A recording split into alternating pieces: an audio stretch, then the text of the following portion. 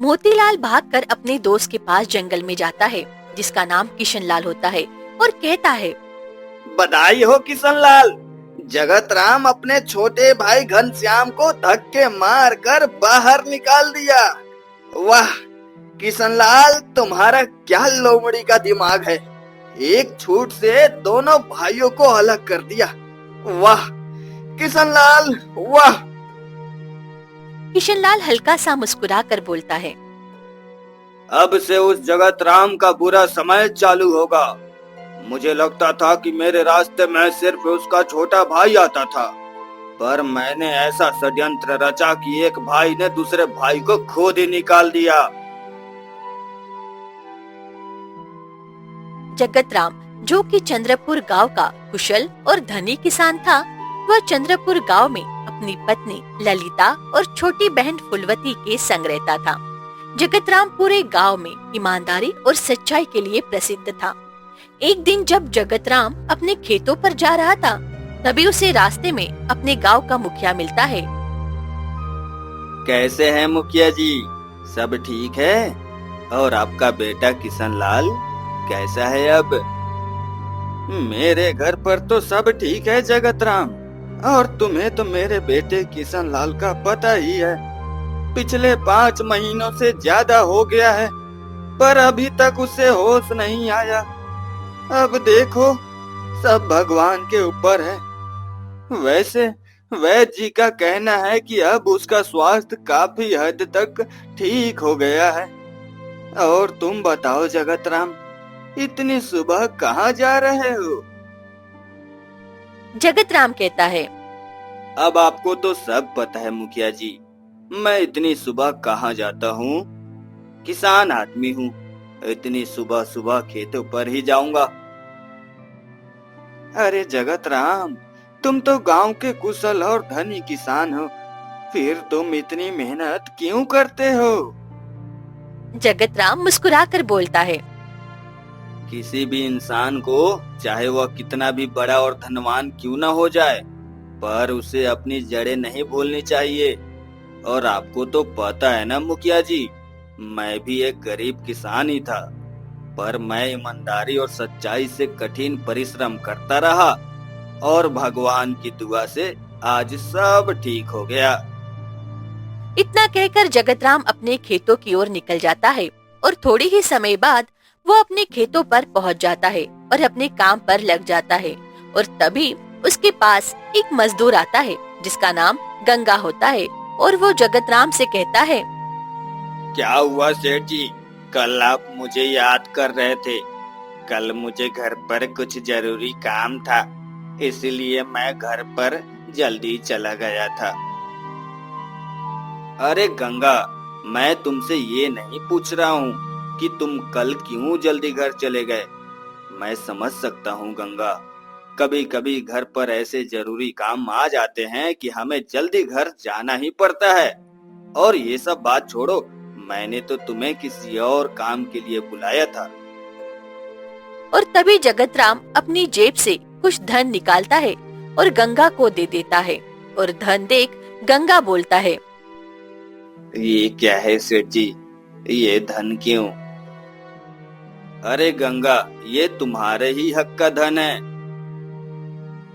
मैं कुछ समझा नहीं सेठ जी। अरे ये उन 4 दिनों का धन है जब तुम्हारी माँ की तबीयत ठीक नहीं थी। पर सेठ जी, मैं आपको बिना बताए 4 दिन काम पर नहीं आया था, फिर भी आप 4 दिन का धन दे रहे हैं। अरे गंगा, तुम कितनी मेहनत से मेरे यहाँ काम करते हो। तुम्हारी भी कभी कभी तबीयत खराब हो जाती है, पर फिर भी तुम पूरी मेहनत और ईमानदारी से मेरे यहाँ काम करते हो। और माँ की तबीयत खराब हो तो एक बेटे का फर्ज बनता है उसका खास ख्याल रखना। और ईमानदारी से देखा जाए तो इसमें तुम्हारी कोई गलती नहीं है, और ये धन पर तुम्हारा ही हक बनता है। गंगा जगतराम के हाथों से धन पा के बहुत खुश होता है और कहता है, सेठ जी, मैं आपका कैसे धन्यवाद करूं? मैंने और सेठ भी देखे हैं, पर वे अपने यहाँ काम करने वाले मजदूर किसानों के साथ बहुत बुरा व्यवहार करते हैं और न जाने कितनी बार तो हम जैसे मजदूर किसानों का हक का धन भी नहीं देते। पर आप ऐसे नहीं हो, आप हम सबका दुख दर्द समझते हो। गंगा, मैं तुम पर कोई उपकार नहीं कर रहा हूँ। मैं भी पहले तुम्ही लोगों के जैसा एक छोटा सा किसान था जो दूसरों के खेतों पर काम करता था, तो मुझे पता है कि एक छोटे से किसान की जीवन में क्या परेशानियां आती है। अब गंगा धन लेकर वापस खेतों पर काम करने लौट जाता है। जब शाम होती है, गंगा अपने काम से लौट रहा होता है, तभी रास्ते में उसके दोस्त मुंशीलाल का खेत पड़ता है।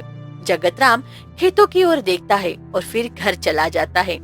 अब जगत राम अपने घर पहुंचता है, तभी उसकी पत्नी आती है। आगे, आज मैंने आपके पसंद का खाना बनाया है। आज किस खुशी में मेरी पसंद का खाना बनाया है? आपकी लाडली छोटी बहन फूलवती है ना, जो आपको खाने में पसंद है वही उसे पसंद है, तो आज उसकी इच्छा थी कि मैं उसकी पसंद का खाना बने। वैसे मेरी लाडली है कहाँ? तभी फूलवती वहाँ पर आ जाती है। और फूलवती कहाँ गई थी? भैया, मैं मुखिया जी के घर गई थी। मुखिया जी के घर क्यों? भैया, आप शायद भूल रहे हैं, मुखिया जी की बेटी से मेरी बहुत अच्छी सखी है और उसी ने आज मुझे अपने घर मिलने बुलाया था। भैया, वो तो बता रही थी कि उसके पिताजी यानी कि मुखिया जी उसे जल्द ही नए वस्त्र और एक सोने की माला दिलवाने वाले हैं। अच्छा, मैं समझ गया। तुम्हें भी अपनी सखी के जैसे नए वस्त्र और एक सोने की माला चाहिए। तभी फूलवती निराश होकर बोलती है, अगर आपके पास इस समय धन नहीं है तो कोई बात नहीं भैया, पर जब भी आपके पास धन आए तब दिलवा देना। अरे वाह, मेरी छोटी बहन तो बड़ी हो गई। देखो तो ललिता, ये बड़ों के जैसे बात कर रही है। फिर जगत राम मुस्कुरा कर कहता है, अरे ऐसा कभी हुआ है कि तुम लोगों ने मुझसे कभी कुछ मांगा हो और मैंने ना किया हो? चिंता मत कर मेरी प्यारी बहना, मैं तुम्हें भी जल्दी दिलवा दूंगा। अब खाना खाने चलें? बहुत भूख लग रही है मुझे। अब रात होती है, सब मिलजुल कर खाना खाते हैं और सो जाते हैं। अब सुबह होती है, जगत राम अपने खेतों पर जाने के लिए निकल रहा होता है और तभी अपनी पत्नी ललिता से कहता है, क्या हुआ ललिता, तुम इतनी चिंता में क्यों दिख रही हो? मुझे कल रात से कुछ सही नहीं लग रहा, मेरा मन बेचैन हो रहा है। कहीं हमारे परिवार पर कोई मुसीबत तो नहीं आने वाली? क्या हम घनश्याम को घर वापस ले आए? पता नहीं बेचारा किस हाल में होगा और कहाँ होगा। और तभी जगत राम गुस्से में बोलता है, नाम मत लो मेरे सामने उसका, और उसको बेचारा कहना बंद करो। उस दिन क्या कह रहा था वो? मैं उसे उसकी जरूरत के लिए उसे धन नहीं देता, और ये भी कह रहा था कि मैं जो पूरे महीने मेहनत करके धन कमाता हूँ उसमें से भी उसे आधा धन चाहिए। अगर नहीं दिया तो घर छोड़कर चला जाऊंगा। और तुम्हें पता है ललिता, वो मुझे कुछ ही महीने पहले जंगल के रास्ते में मिला था और कह रहा था, आपने मेरे साथ अच्छा नहीं किया है भैया, अब देखो मैं क्या करता हूँ। और देखो ललिता, मुझे अपनी ईमानदारी और सच्चाई से बहुत लगाव है, अगर इनके विरोध चाहे मेरा भाई क्यों न हो। और बस ललिता, अब सुबह सुबह मुझे उसकी बातें याद दिलाकर गुस्सा मत दिलाओ। और अब जगत राम अपने घर से निकल जाता है अपने खेतों पर जाने के लिए। और जब वह जंगल के रास्ते में पहुंचता है, तब एक पेड़ के पीछे से मोतीलाल जगत राम को छुप कर देखता है और कहता है, हर बार जब भी मैंने और किशन लाल ने इसके संग कुछ बुरा करना चाहा, पर पता नहीं ये कैसे बच जाता है। बस एक बार किशन लाल होश आ जाए और उसका स्वास्थ्य ठीक हो जाए, फिर वह इस जगत राम को खुद ही देख लेगा। और इधर दूसरी तरफ घनश्याम भी एक पेड़ के पीछे से जगत राम को देख रहा होता है और कहता है, इन्हें मैंने कितनी बार समझा चुका, फिर भी ये अभी तक नहीं माने। इस बार तो इन्हें अच्छी तरह से सबक सिखाना ही होगा। कुछ समय बाद जगत राम अपने खेतों पर पहुंच जाता है और उधर दूसरी तरफ मुंशीलाल के घर में उसकी पत्नी उसके पास आती है और कहती है, आप तो सारा दिन बस आलस की तरह घर में पड़े रहते हैं। आप तो कह रहे थे कि आज अपने दोस्त से मिलने जाएंगे और उनसे अपनी फसल के बारे में पूछेंगे कि हमारी फसल बेकार और कम क्यों हो रही है। अरे हाँ भगवान, मुझे पता है फसल के ऊपर कुछ जरूरी बात करने के लिए मुझे अपने दोस्त जगत राम से मिलने जाना है। और थोड़ी ही देर बाद मुंशीलाल अपने घर से निकल जाता है और अपने दोस्त से मिलने, और कुछ समय बाद मुंशीलाल जगतलाल के खेतों पर पहुंच जाता है। मुंशीलाल को देखकर जगतराम कहता है, आओ मुंशीलाल, आओ, बताओ आज कैसे आना हुआ। जगत राम, जितने तुम्हारे खेत हैं उतने ही मेरे खेत हैं, और जितने तुम्हारे खेतों पर मजदूर किसान काम करते हैं उतने ही मेरे। फिर भी तुम्हारी फसल इतनी अच्छी और ज्यादा होती है, और तुम्हारी फसल के सामने मेरी फसल ना तो अच्छी हो पाती है और ना ही ज्यादा होती है। ऐसा क्यों जगत राम? जगतराम मुस्कुराकर बोलता है, मुंशीलाल मेरे दोस्त, इस चीज का सिर्फ एक ही उपाय है। वह क्या उपाय है जगत राम? जल्दी बताओ, मैं सारे उपाय करने को तैयार हूँ। मुंशीलाल, वो उपाय है ईमानदारी। ईमानदारी? मेरे दोस्त मुंशीलाल, तुम अब इतने आलसी हो गए हो कि तुमने अपने सारे काम ईमानदारी से करना छोड़ ही दिया है। बस कल से तुम सुबह जल्दी उठकर ईमानदारी से अपने खेतों पर चले जाना। तुम्हें तुम्हारी खराब और कम फसल का कारण मिल जाएगा। अब 2 दिन बाद मुंशीलाल फिर से जगतराम से मिलने जाता है और कहता है, मैं तुम्हारा कैसे धन्यवाद करूं दोस्त। तुमने मुझसे जो कहा था मैंने वही किया, और मुझे अपनी फसल कम होने पर फसल बेकार होने का कारण पता लग गया। तुमने मुझसे जैसा कहा मैंने वैसा ही किया। यहाँ से जाने के बाद मैं अगली सुबह जल्दी उठकर पूरी ईमानदारी से अपने खेतों पर गया, और वहाँ जाकर मैंने देखा कि कुछ किसान तो काम पर अभी तक आए ही नहीं थे। और जब मैं आगे अगले खेत पर पहुंचकर देखा तो वहाँ किसान तो आए, पर वह काम नहीं कर रहे थे। और मैंने ऐसे अपने खेत पर और भी किसान देखे जो ना तो फसल की सही से देख रेख कर रहे थे और ना ही फसल को समय पर पानी दे रहे थे। और जब मैंने उन्हें काम ना करते हुए पकड़ा और उनसे पूछा कि तुम ऐसा क्यों कर रहे हो, तो उन्होंने बताया, सेठ जी, हमारा आपके साथ ऐसा व्यवहार करने के 2 कारण हैं। पहला, सेठ, हम सब ऐसे आपकी ही वजह से बन गए हैं और आपकी वजह से अब पहले जैसा काम नहीं करते हैं। मेरी वजह से? वो कैसे?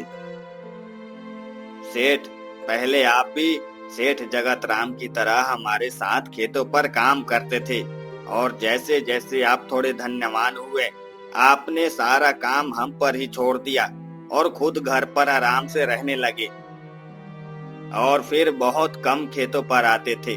और जब आपको ही अपनी फसल की परवाह नहीं थी तो हम क्या करें? और फिर धीरे धीरे यहाँ के छोटे किसान लोग भी आलसी बन गए।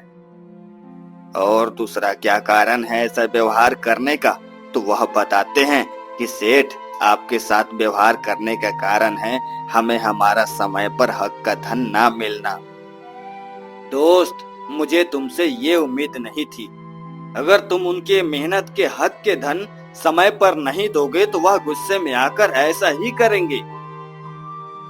नहीं जगत राम, ऐसा सिर्फ एक बार हुआ था, वो भी जब मेरे घर पर चोरी हुई थी और चोर घर का सारा धन चुरा लिया था। फिर उसके बाद मैंने किसानों के हक का धन कभी नहीं रोका था। मैं हमेशा समय पर किसानों का वेतन का धन अपने मुनीम को दे देता था। अगर तुम किसानों के वेतन का धन समय पर भेज देते हो तो उन्हें समय पर उनके हक का धन क्यों नहीं मिलता था? यही बात तो मेरे समझ में नहीं आई थी, लेकिन जब मैं अपने मुनीम के पास गया और उसके हिसाब की किताब में देखा, तब मुझे समझ आया कि उनके हक का धन कहाँ जा रहा है। तो उनके हक का धन कहाँ जा रहा था मुंशीलाल? जब मैं रोज खेतों पर जाता था तो रोज अपने मुनीम को खाते की किताब दिखाता था, और जब से मैं अपने खेतों पर जाना कम किया, तब से मेरे मुनीम के मन में लालच पैदा हो गया और वह किसानों के हक वेतन के धन में झोल-मोल करने लगा था। और ऐसा काम करने के लिए मैंने अपने मुनीम के ऊपर बहुत गुस्सा किया, पर उसे अपनी गलती का एहसास हो गया और मुझे अपनी गलती पता लग गई। तुम सही थे जगत राम, अगर मैं अपना काम मेहनत और ईमानदारी से करूंगा तभी तो वे सब अपनी मेहनत और ईमानदारी से काम करेंगे।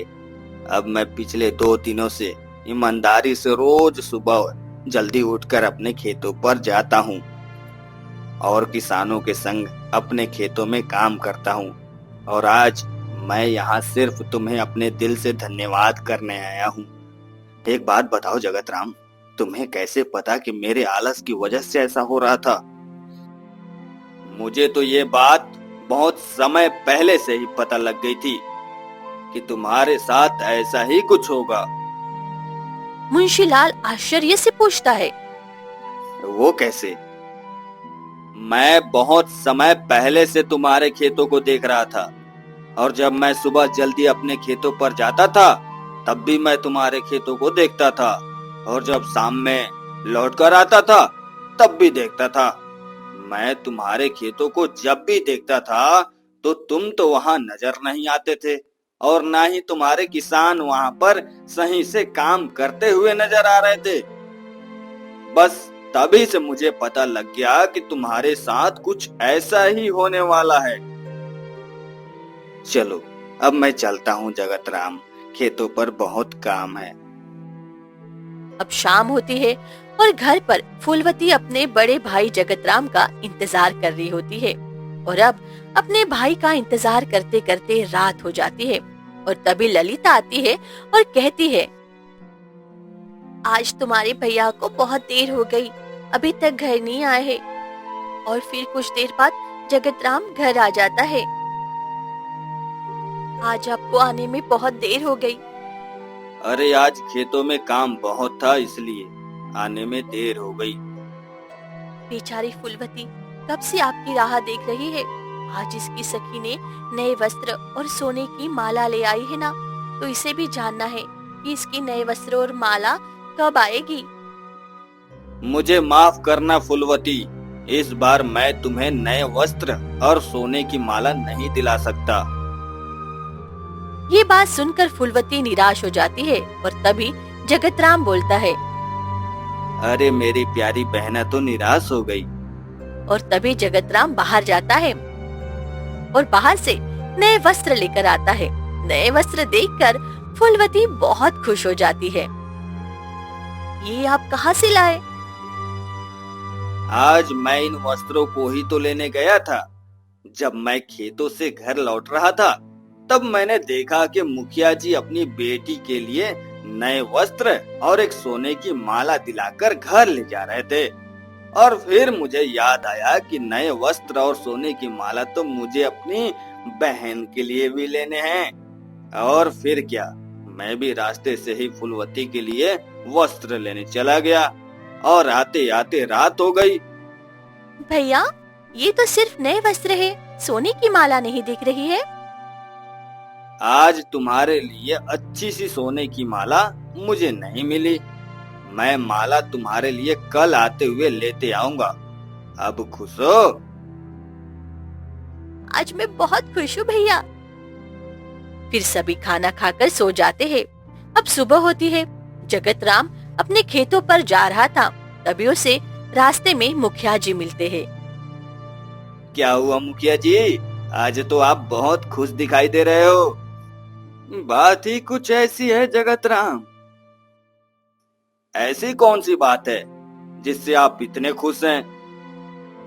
मेरा बेटा किशन लाल ठीक हो गया जगत राम। कल रात को उसे होश आया और आज सुबह तक वो पहले जैसा हो गया। ये तो सच में बहुत खुश होने वाली बात है मुखिया जी। चलो मुखिया जी, अब मैं चलता हूँ। कुछ समय बाद किशन लाल जंगल में एक पेड़ के नीचे खड़ा होता है और तभी वहाँ मोतीलाल आता है और उसे देखकर बहुत खुश होता है और कहता है, आज मैं बहुत खुश किशन लाल। जैसे ही मैंने तुम्हारी ठीक होने की खबर सुनी, मैं तुरंत चलाया तुम्हारे पास। ये सब छोड़ो मोतीलाल, ये मैं क्या देख रहा हूँ? अभी तक जगत राम ठीक है और खुशी खुशी अपना जीवन जी रहा है। पहले मुझे लगता था कि इसका छोटा भाई घनश्याम हमारे रास्ते में आता था, पर हमने उसी के हाथों से उसी के छोटे भाई को घर से निकलवा दिया और हमने न जाने जगत राम को अपने रास्ते में से हटाने के लिए कितनी कोशिशें की, लेकिन फिर भी इसे कुछ नहीं हुआ। और मोतीलाल, जब मैं इतने महीनों से बेहोश था तो तुमने एक भी बार कोशिश नहीं की। अरे किशन लाल, न जाने मैंने कितनी कोशिश की, लेकिन हर बार की तरह ये पता नहीं कैसे बच जाता है। अब बस बहुत हुआ। इस बार ये मेरे चंगुल से नहीं बच पाएगा। ये बहुत सच्चाई और ईमानदारी की बातें करता रहता है ना। अब समय आ गया इसकी ईमानदारी पर बेईमानी का दाग लगाने का। और उधर जगतराम अपने खेतों पर पहुंचते ही वैसे ही गंगा आ जाता है और जगतराम से कहता है, सेठ जी, आज मुझे आपसे आपके छोटे भाई घनश्याम के बारे में बात करनी है। अगर तुम मुझसे मेरे छोटे भाई घनश्याम के बारे में बात करने आए हो तो तुम अभी यहाँ से चले जाओ। सेठ जी, आज मुझे आप माफ कीजिए, लेकिन जब तक मैं अपनी बात आपको नहीं बता देता मैं यहाँ से नहीं जाऊंगा। लगता है शायद आप अपने छोटे भाई घनश्याम को गलत समझ रहे हैं। वो ऐसा नहीं है जैसा आप सोच रहे हैं। तुम कहना क्या चाह रहे हो गंगा? सेठ जी, कुछ महीनों पहले मेरी माँ की तबीयत खराब थी और मैं किसी काम से बाहर गया था। उसने पूरे 3 दिनों तक मेरी माँ की सेवा की और 3 दिनों तक मेरी माँ का ख्याल रखा। घनश्याम मेरे भी दोस्त जैसा है, पर कभी ऐसा नहीं लगा कि वह कुछ गलत करे। मुझे पता है आप भी मन ही मन उन्हें याद करते हैं। फिर गंगा वहाँ से चला जाता है। अब शाम होती है। जगतराम अपने घर लौट रहा होता है और अपने छोटे भाई घनश्याम के बारे में सोच रहा होता है। तभी रास्ते में उसे एक सोने की माला डाली मिलती है और उसे देखकर वो बोलता है, अरे ये सोने की माला किसकी है? पता नहीं कौन इसे गिराकर चला गया। जगतराम उसे उठा लेता है और अपने घर लेकर चला जाता है। घर पहुंचकर जगतराम के हाथों में सोने की माला देखकर फूलवती खुश हो जाती है और पूछने जा रही होती है। तभी सामने से जगतराम बोलता है, ये तुम्हारी सोने की माला नहीं है, ये तो रास्ते में मुझे मिली है। तुम्हारे लिए मैं कल ले आऊंगा। अब सुबह होती है। जगतराम अपने खेतों पर जाने के लिए तैयार होता है। तभी बाहर से कुछ आवाजें आती है। ललिता कहती है, अरे ये बाहर से आवाजें कैसी आ रही है? अरे ललिता, ये ऐसा लग रहा है कि सब लोग मुझे ही बुला रहे हैं। चलो ललिता, बाहर चलकर देखते हैं। अब जगतराम, ललिता और फूलवती ये सभी लोग बाहर आते हैं। बाहर गांव के कुछ लोग और मुखिया और उसकी बेटी और उसका बेटा किशन लाल और उसका दोस्त मोतीलाल और मुंशीलाल, ये सब लोग बाहर खड़े होते हैं और किशन लाल आवाज लगा रहा होता है, जगतराम, बाहर आओ, बाहर आओ। मुखिया जी, यह किशनलाल जगतराम बाहर आओ क्यों कह रहा है? क्या हुआ मुखिया जी? वो एक चोर को बुला रहा है। जगतराम आश्चर्य में पड़ जाता है और पूछता है, कौन चोर मुखिया जी? जगतराम, तुम चोर हो और कौन? मुखिया जी, ये मोतीलाल क्या बोल रहा है? वो सही बोल रहा है, क्योंकि तुमने मेरी बहन की सोने की माला चोरी की।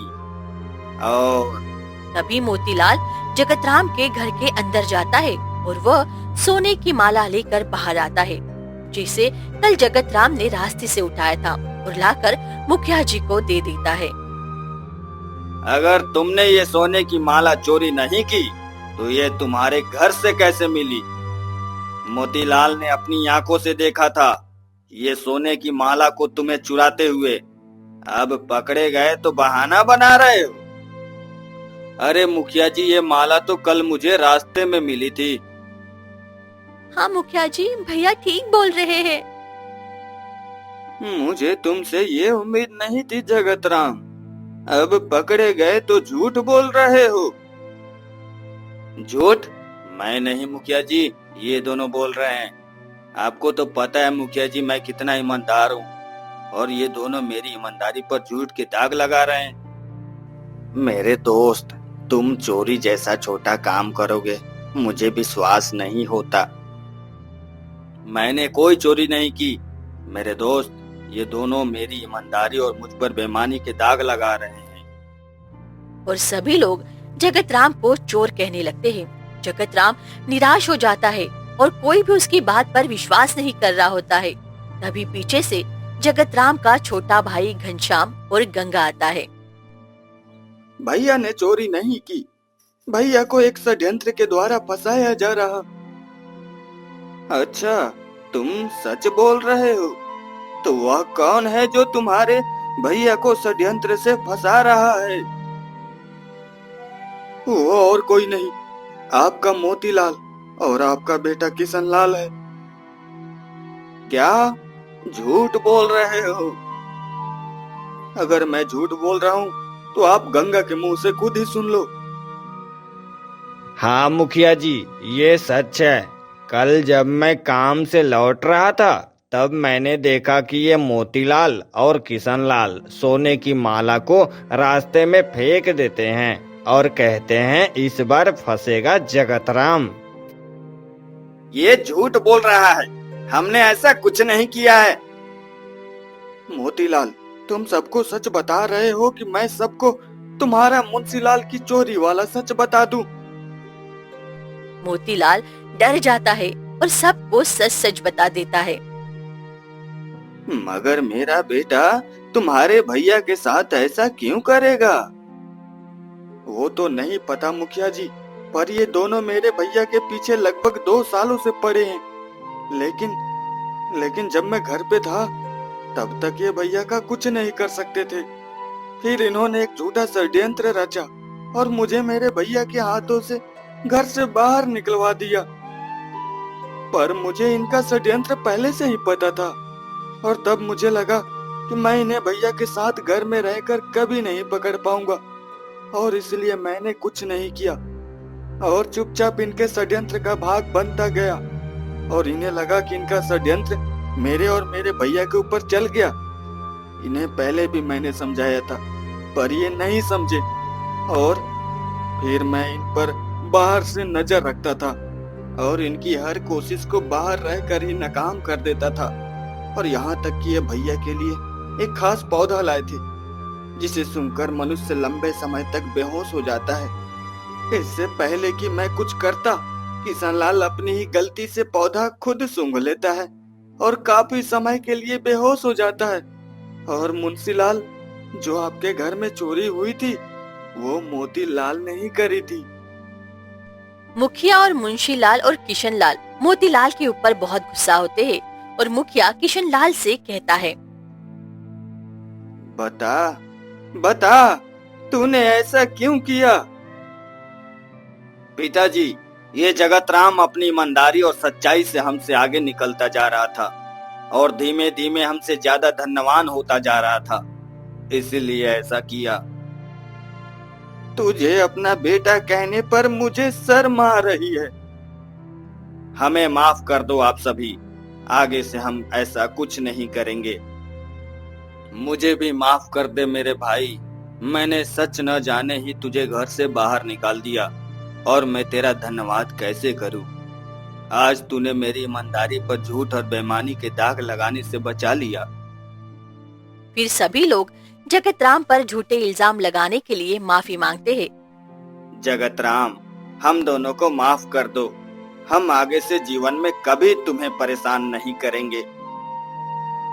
तुम दोनों ने मेरे साथ जो किया, मैं तुम्हें उसके लिए तुम्हें शायद ही माफ कर दूं, लेकिन मुझसे भी ज्यादा तुमने अपने पिताजी और मुंशी लाल को दुख दिया है, तो माफी मुझसे नहीं अपने पिताजी और मुंशी लाल से मांगो। और तभी किशनलाल और मोतीलाल मुखिया और मुंशीलाल से भी माफी मांगते हैं। और तभी मुखिया बोलता है, मेरे बेटे, मुझे लगता था मेरा बेटा एक दिन मेरा सिर गर्व से ऊंचा कराएगा, पर तूने तो मेरा सिर नीचे करा दिया।